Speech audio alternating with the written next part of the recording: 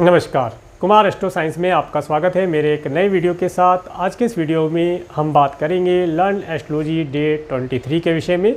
आज का हमारा टॉपिक रहेगा धन से संबंधित, जो कि सबकी आवश्यकता होती है और सबको धन के लिए चिंता लगी रहती है कि धन कब प्राप्त होगा।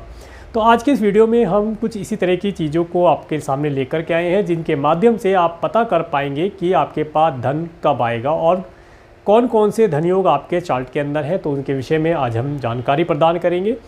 और अगर आप हमारे पिछले वीडियोस को, जैसे डे 1 से लेकर के अब तक के जो वीडियोस हैं, अगर आप उन्हें सबको कंटिन्यू स्टेप बाय स्टेप अगर देखते आ रहे हैं, तो आपको एस्ट्रोलॉजी समझने में कोई दिक्कत मैं समझता हूं कि नहीं हो रही होगी और आप आसानी से एस्ट्रोलॉजी समझ पा रहे होंगे, सीख पा रहे होंगे। इसके साथ साथ आज जो हम बात करेंगे वो धन से संबंधित है कि धन किस प्रकार से प्राप्त होगा, कब प्राप्त होगा।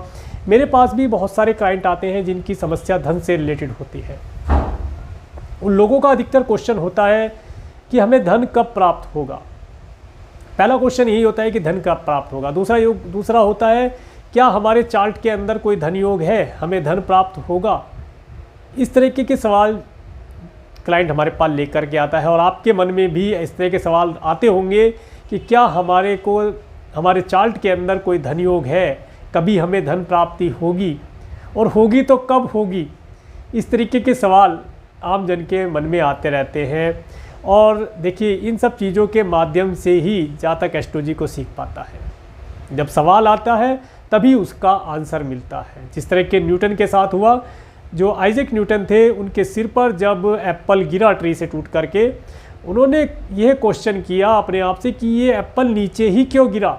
ये ऊपर भी जा सकता था, कहीं और भी जा सकता था, परंतु ऊपर से नीचे मेरे सिर के ऊपर ही क्यों गया।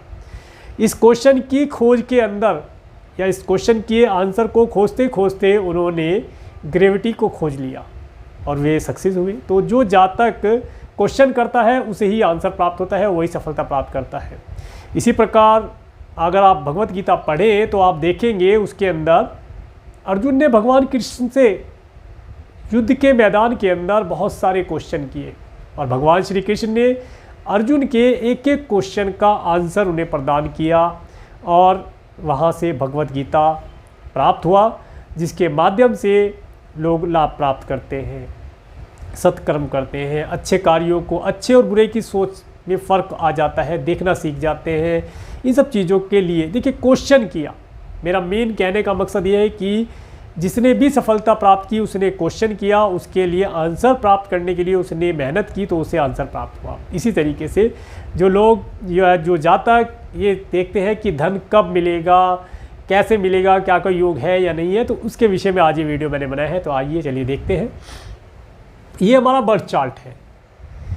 बर्थ चार्ट के अंदर नंबर कुछ भी हो सकते हैं। आपके बर्थ चार्ट के अंदर D1 चार्ट जो आपका होगा उसके अंदर यहाँ पर मैं लिख देता हूँ, ये से D1 चार्ट ये आपका हो गया, ठीक है जी।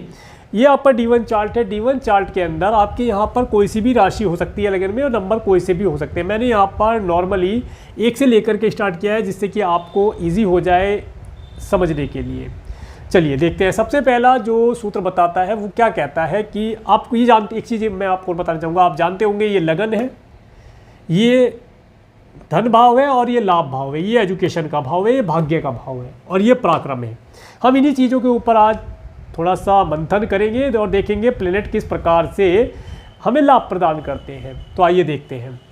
अगर धन भाव का लॉर्ड एजुकेशन के क्षेत्र में चला जाए, और एजुकेशन का मैं बना देता हूँ, अगर धन भाव का लॉर्ड एजुकेशन के लॉर्ड में चला जाए, हाउस में चला जाए, और एजुकेशन का लॉर्ड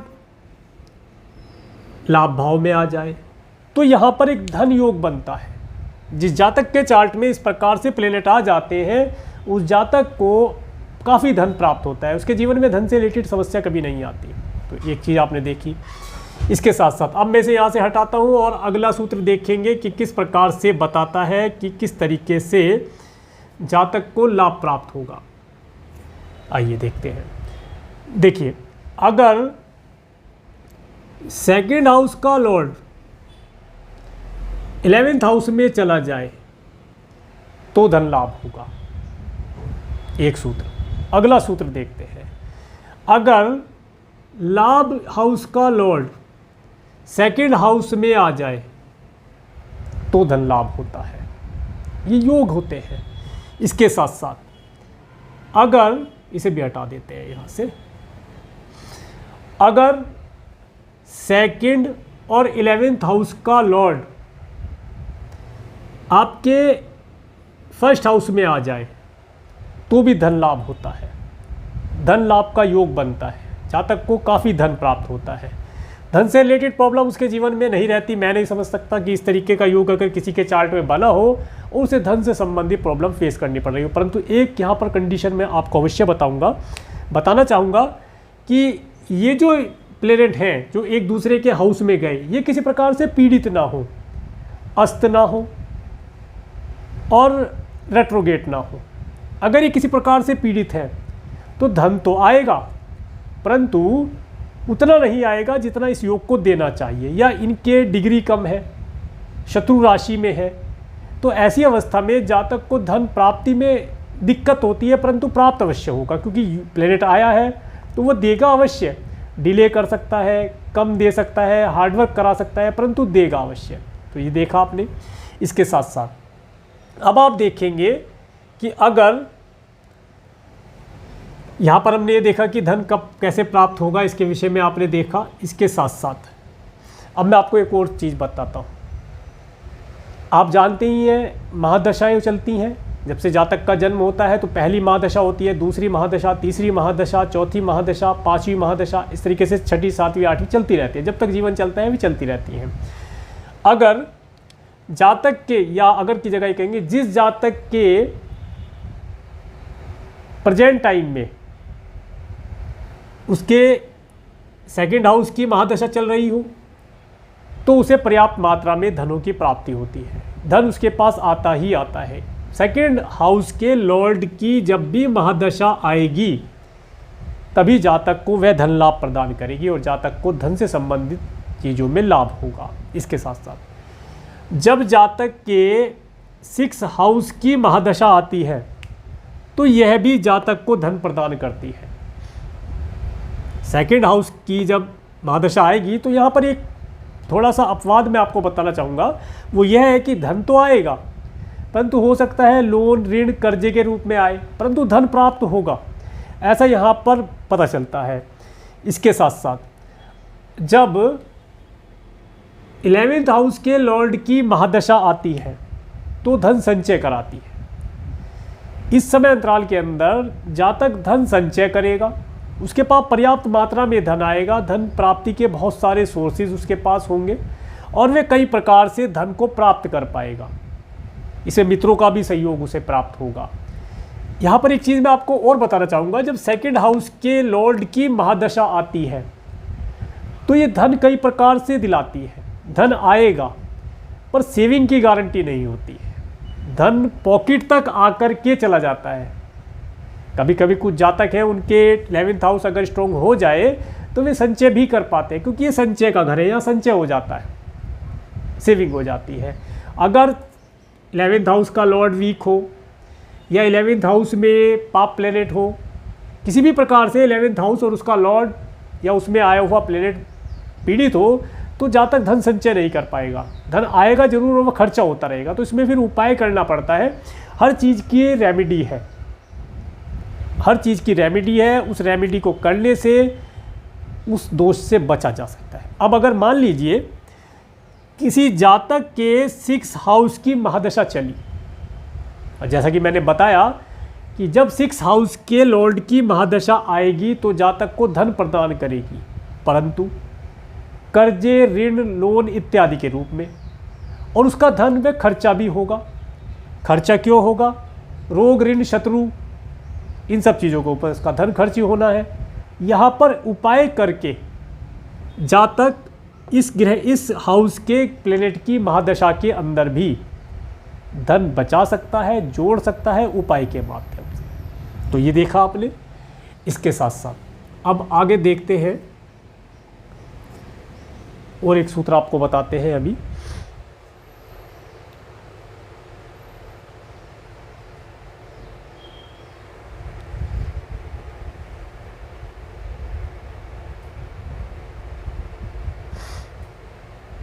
एक और मैं बताता हूं, अगर मान लीजिए 11th हाउस का लॉर्ड 5th हाउस में आ जाए और 5th हाउस का लॉर्ड 11th में आ जाए तो भी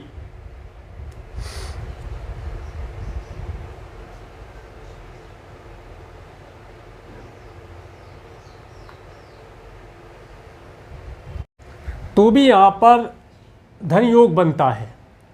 अगर 11th का लॉर्ड 5th में और 5th का लॉर्ड 2nd में चला जाए तो भी धन योग बनता है, जातक को धन प्रदान करता है। इसके साथ साथ अगर 9th हाउस का लॉर्ड 9th हाउस में ही आ जाए तो भी ये धन योग बनाएगा, जातक को धन प्रदान करेगा। इसके साथ साथ अगर 9th हाउस का लॉर्ड 2nd में चला जाए तो जातक भाग्य से धन कमाएगा। जितना उसका भाग्य होगा उतना उसे धन प्राप्त होगा, या भाग्य में जितना उसके है, जितना वे पुरुषार्थ करेगा उसके माध्यम से उसे धन प्राप्ति के अवसर प्राप्त होंगे। तो आज की वीडियो में इतना ही। अगर आपको मेरा वीडियो अच्छा लगा है तो आप मेरे इस वीडियो को लाइक करें, और यदि आप मेरे चैनल पर नए हैं मेरे चैनल को सब्सक्राइब करें, जिससे आने वाले नए वीडियो का नोटिफिकेशन आपको मिल सके। और मेरे इस वीडियो को प्रेमपूर्वक देखने के लिए, मेरे चैनल पर प्रेमपूर्वक बने रहने के लिए आपका प्रेमपूर्वक धन्यवाद। नमस्कार।